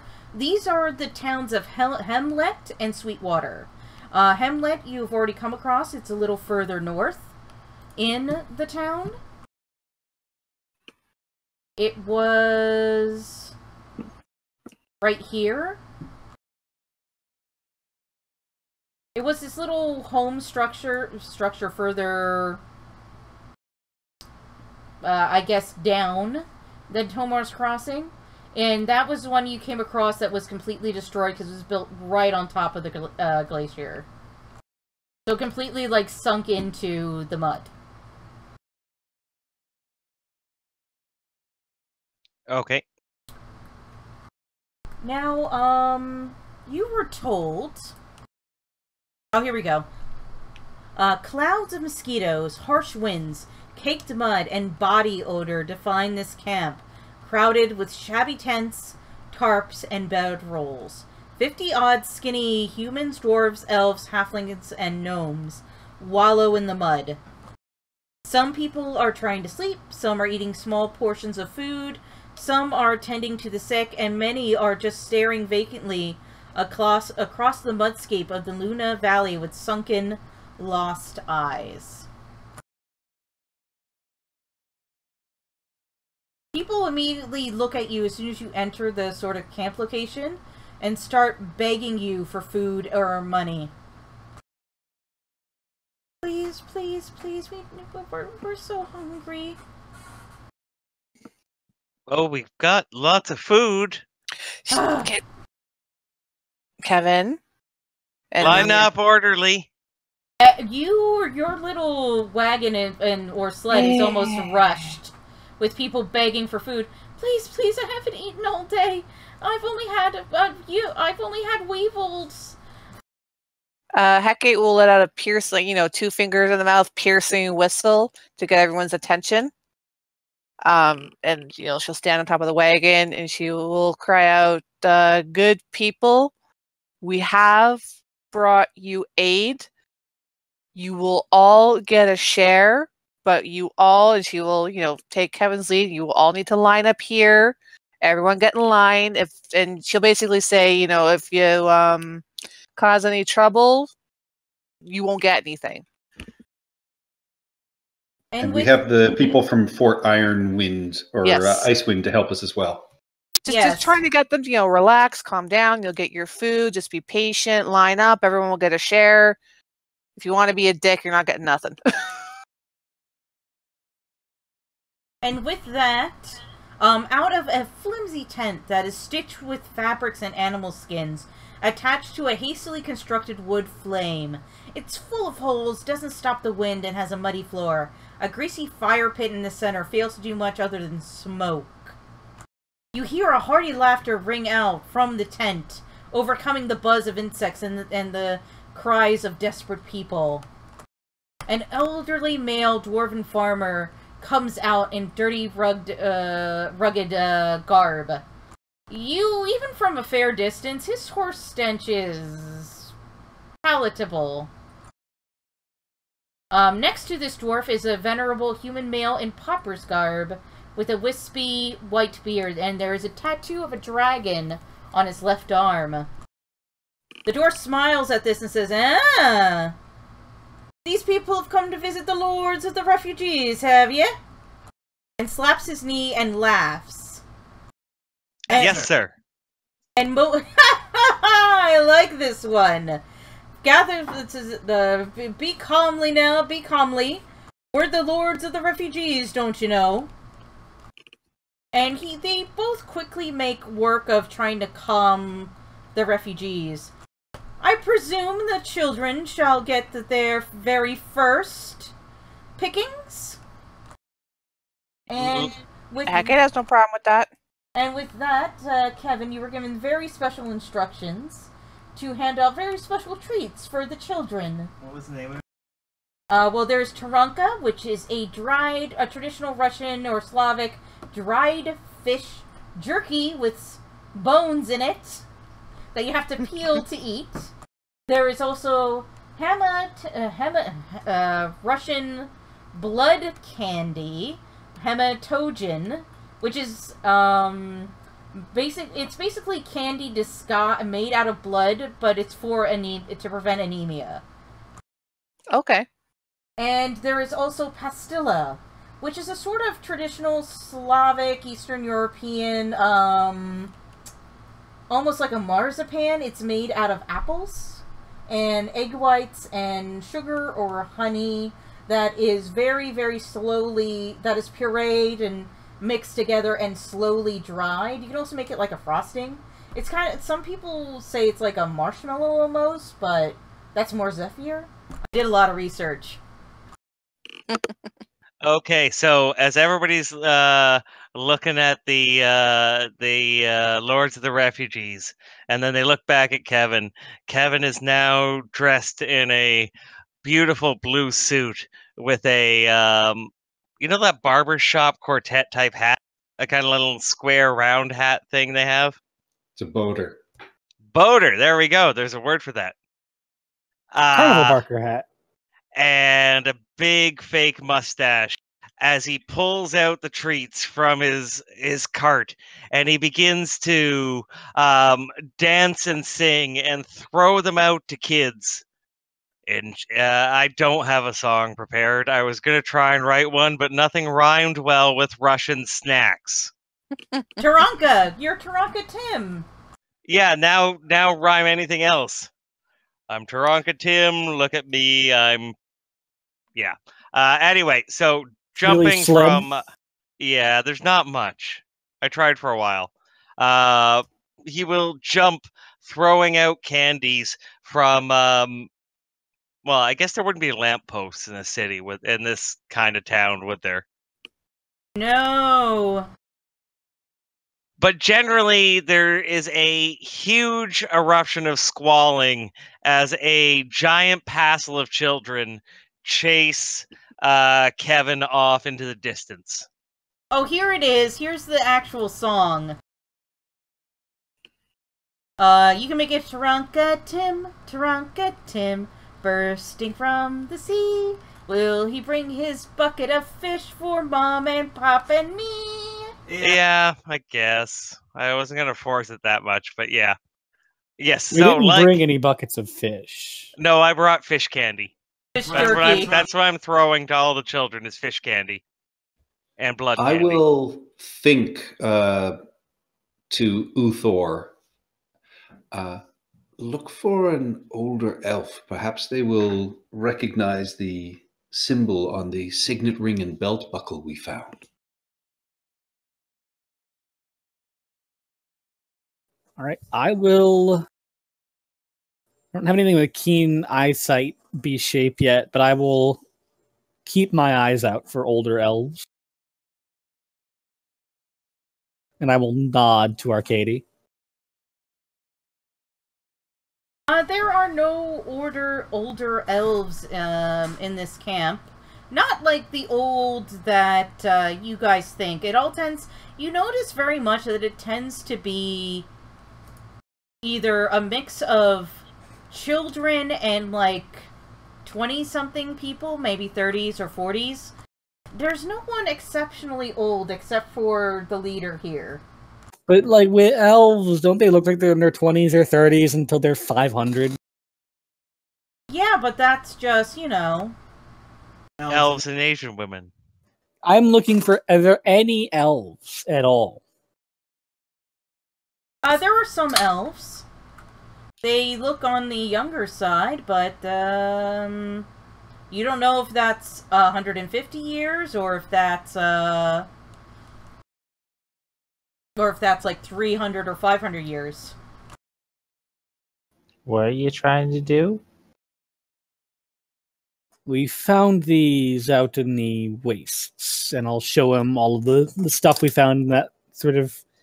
It was an upturned grave, basically, right? Like it was an old burial. Yeah, it, We broke It into was it. an old cairn that, but that we opened and we found a belt buckle and a signet ring with a elven symbol we didn't recognize. Yeah, it was very much, like, star-themed. Do I recognize it? We have checked it for magic, and it's not magic. It is, yeah, it is not magic, but you can take a look at it, because Although we checked the black ice. That's a different campaign, sir. All right, at this point, all of you hear a blood-curdling, womanly scream as Kevin darts between two buildings, throwing candy out behind him, screaming as a whole swarm of children chase him. We will Kevin save is the the rat. intern from the children. And Kevin that gate is the will go rat off. in New Vegas that gets chased by children. love Taranka! And Is a he little while always later, like Kevin that? will come back, all his clothes ripped, his hat Unfortunately. gone, and dirty. They overpowered me, sirs. Can't imagine it was very hard. You see a little kid squatting in the foreground, I'll hide behind Uthor. That's oh, one of them, sir. Uthor is not very big. Yes, I know. I'm very tall, so I am like literally squatting like a Russian in a tracksuit. Well, a little kid is going like, "Arr, arr, arr," like chewing into this fish jerky. That one bit off my ear, sir, and I'll show a little nick in my ear. How did that? That makes no sense. Don't. We do not question why these things haven't happened to Kevin anymore. I don't want to know how it happened. That too. All right, are we done at this camp? I can't think of anything else unless we want to talk to the leaders. Why don't you come and stay a while? Give an old dwarf, something to look, forward to. Stay a while and listen. You beat me to it. We do still need to go investigate that whole meteor thing. It's sort of why I agreed to tag along with you all. I'm kind of curious about it too. Oh, that meteor is still going to be there. We need help here. Well, if we're not the only ones interested in it, I'm assuming. I mean, anyone who saw it happen probably is interested in it, which means someone might go and see it and might grab whatever fell. How do you know it's a good thing that fell? I'm assuming How do it's I a know it's a bad bad thing thing? that fell. It's Ah. messing with the natural order of things.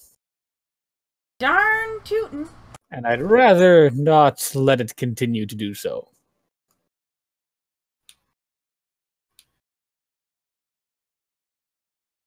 You should help the town first. We're starving, exposed, and unwelcome. We're only slightly better off now than we were wandering the valley. And the village council is dithering and refuses to treat us like full citizens of the Empire. What is your king doing about that? Are we not free people? Did not King Sibran emancipate the serfs? And even then he'll spat on the ground.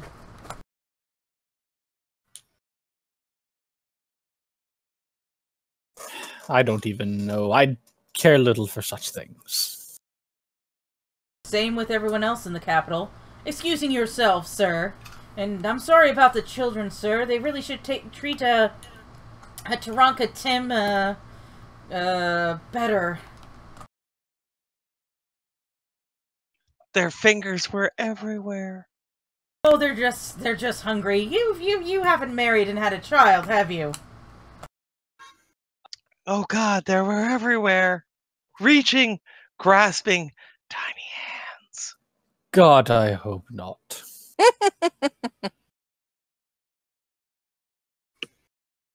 Is that is that something I should take offense to? It's Kevin. Kevin is a special type of creature. But no, I don't believe you should be taking offense to it. I don't believe he intends any ill will towards anyone, ever. Creature, I'm pretty sure you could yes. punch him in the face and he would apologize to you. Oh, please don't. That would hurt. Would you apologize afterward? I mean, if I deserved it, I probably would deserve it. Oh, God. You're getting into dangerously stereotypical Canadian territory. Oh God, he is. What are you talking about, sirs? And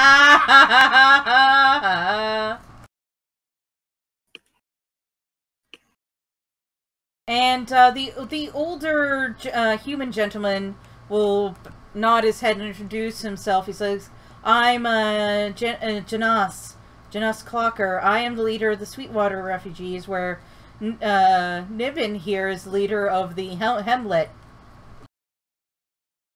refugees.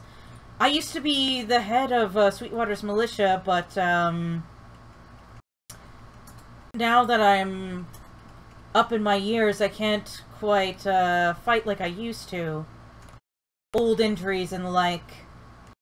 We really need to secure citizenship rights for our people so that we can be taken seriously, and then the council might actually do something about our case.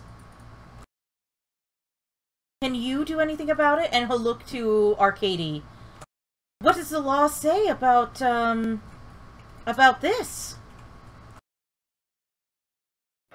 The law's voice is not that loud out here, unfortunately. We are more than willing to talk to the council, and we will support your claim. I think it is only fair, but I cannot guarantee what weight this badge carries right now.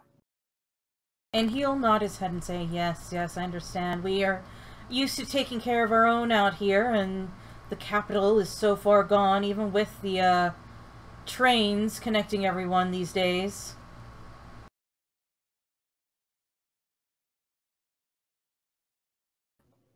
Indeed, I do trust you have done the best you can looking after everyone here, and I would be remiss not to speak to Bialan and ask that you certainly be given voice when the election comes. Watch out for that Bialan. He's a jackass.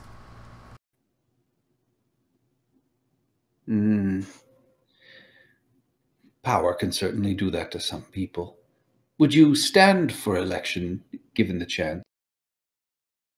Myself, I don't know for myself, but if any candidate supports our right to citizenship and is a good fellow, I'll stand with him.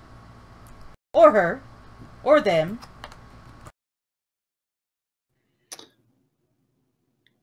Write-in campaign for Kevin. What was that? Sorry, I missed that. Write-in campaign for Kevin. For what? Oh, for leader of the town? Oh no, please God, no. You can be the teenage mayor that Adam Scott I'm not, played in no, Parks and I'm Rec. not making Ice Town. This is not going to be an Ice Town situation. This was an ice town, and now it's not an ice town anymore, because the glacier's gone. I'll bring Icetown back. Make Tamar's car crossing great again. With that, we should be taking our leave and heading off to see the other refugees. I'm sure they have heard and are feeling left out. Of course, of course. Oh, but, may you spare a moment, sir? What was your last name? Renko. Renko. Yes. I have a favor to ask you. It's about my son, Jesper. We haven't been talking lately, and, it's because of what happened on our way here. You see, his mother fell into a deadly mud pit, and then Jesper tried to jump in to save her. I was able to save him, but not her, and he blames me for it. And deep down, I should be blamed. Is there anything... I'm not sure what I can do to... What I can do, but,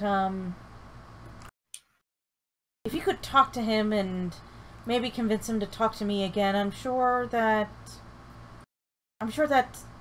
we could work something out. If not, does the bureaucracy have need for a headstrong boy with a sense of heroism? I'll just glance over at Kevin and just say, that seems to be what we're made of. I can certainly not offer him anything, but I can put in word with my superiors. As for speaking to him, I can try, but I'm not really the best when it comes to familial relations. I see. I just didn't know who else to go to or talk to, and you said you were, I just appreciate you listening to an old man, honestly. And then he'll get a little old, sad face. Sure, Kevin's there. Because he referred to... Anyway. No, sirs. Family isn't hard at all. It's like the government, sirs. So, you know when we have a minority government and there's all the infighting and nothing gets done, but when everyone's looking, they all shake hands and smile? That's family. Does anything ever get done? Well, no, because that's when family works like a democracy. But Mama was a fascist. This is why I live out in the wild. Agreed. Mothers always end up being the punishers and the taskmasters. I don't think of them too harshly there, Kevin. No. Her last name was fascist. She was a fascist.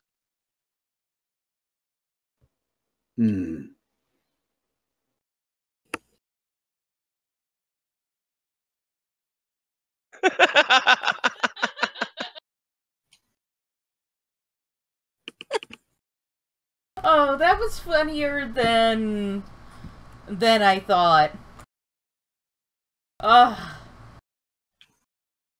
I guess you're going to go to the Sweetwater refugees next? Safe Harbor. Safe Harbor. You already went to Sweetwater and Hamlet. Yep, Hecate's got food to deliver. This refugee camp stretches from the bottom of the hill to the near top with all manner of tents, tarps, and crates, creating temporary homes that have long worn out their usefulness. There are 3 distinct sections to the camp. The largest has the poorest and shabbiest of dwellings. Many people here sleep exposed to the elements, on top of a blanket or a bed of muddy straw. The second largest group seems to have commandeered many of the finest tents, and has men and women walking around in the mud in oddly high-fashioned clothing. The third and smallest group has constructed large barracks within the camp with newly hewn cabins peeking over the walls. Does it look like they have food? Or signs that they've recently been consuming sustenance? You don't know.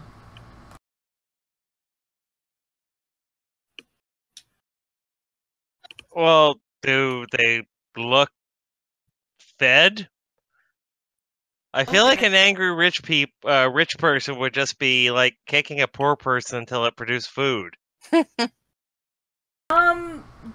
Each layer looks. I'm gonna say each layer looks. The higher up you go, each layer looks better fed, and better off.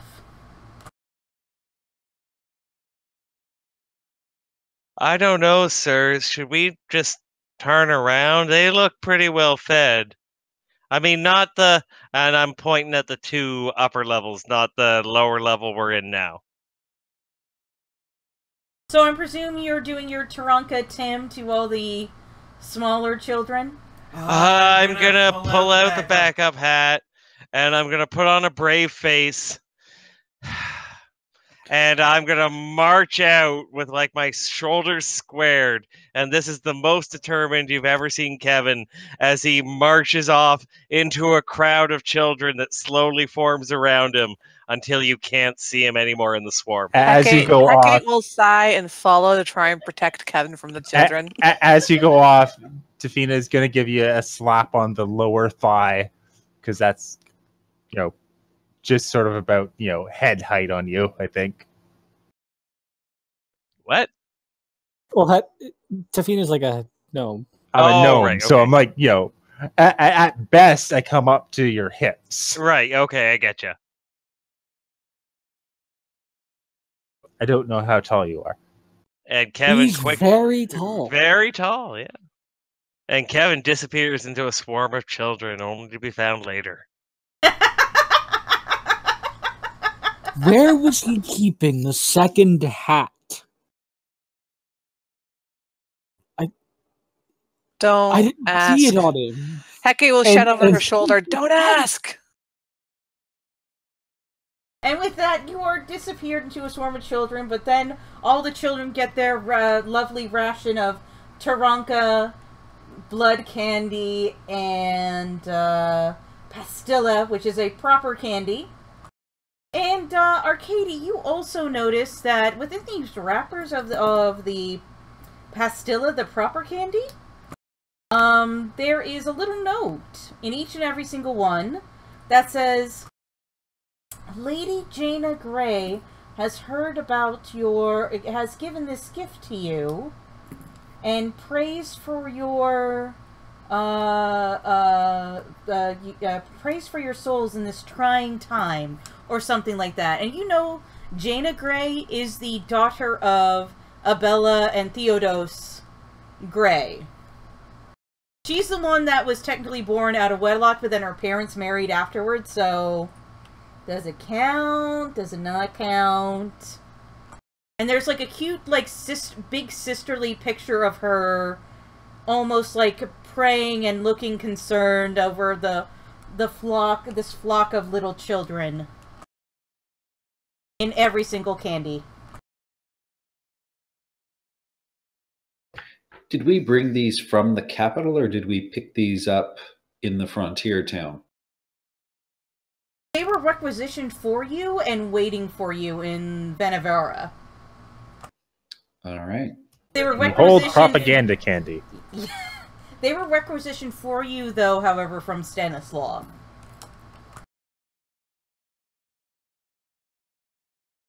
It's not that weird for high-ranking aristocracy or very wealthy merchants in a time of need to donate supplies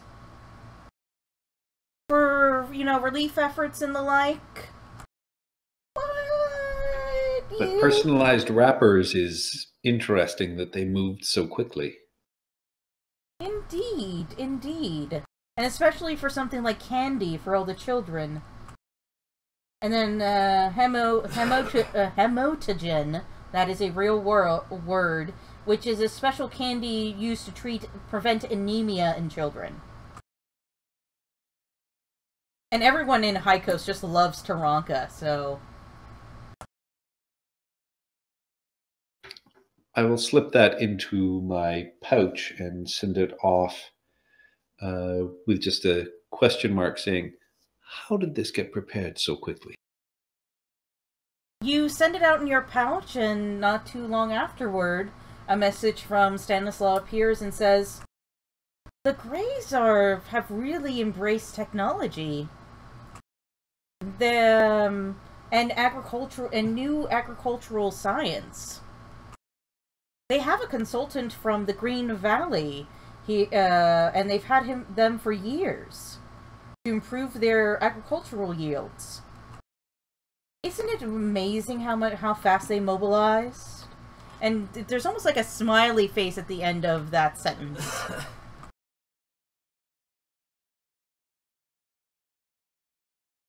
It is for the children, after all.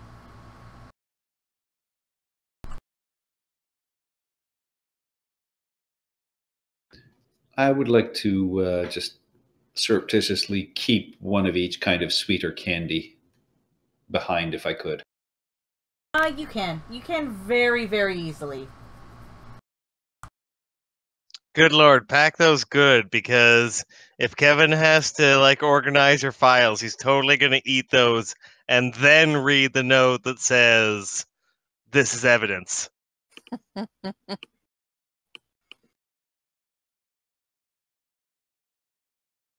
Alright, you pass out this stuff to the poor residents of town, and it is 10 o'clock, and that is actually a good place to stop.